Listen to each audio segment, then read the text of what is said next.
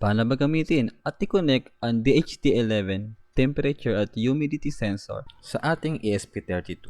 Tara, mabilis lang to. Ito ating kailangan. ESP32 dev board, USB cord, DHT11 temperature at humidity sensor, at mga jumper wires. Ito nga pala ang ating wiring sa ating gagawin ngayon.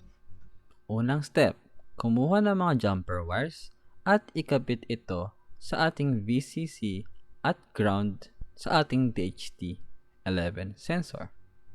Sa aking ginawa dito, akin ay binaligtad ang ating DHT11 sensor.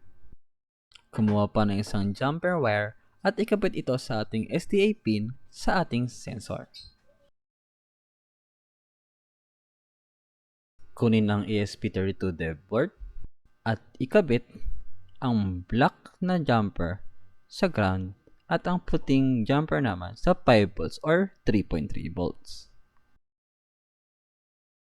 Ilagay naman natin ang SDA wire sa pin 4 or G4 or D4 sa ating ESP32.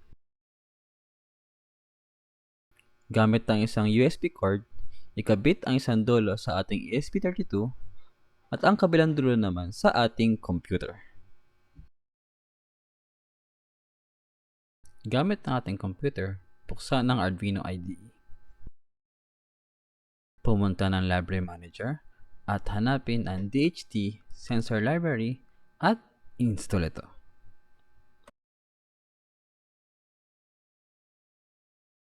Check naman natin kung anong USB port ang ginagamit ng ating Arduino. I-open lang ang Device Manager, then Ports, at ayun, COM3 ang ating serial USB port.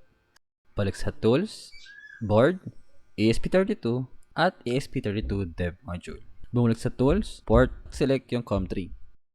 I-paste ang code, at i-upload ito sa ESP32 Dev Module.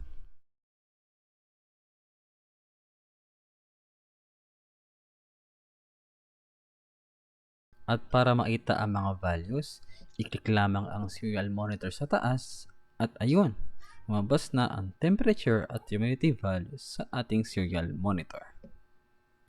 At dahil tapos na tayo sa ating connection at programming, subukan naman natin kung magbabago ba ang temperature at humidity kapag tinapat natin ito ng isang mainit na hangin mula sa ating hot air blower.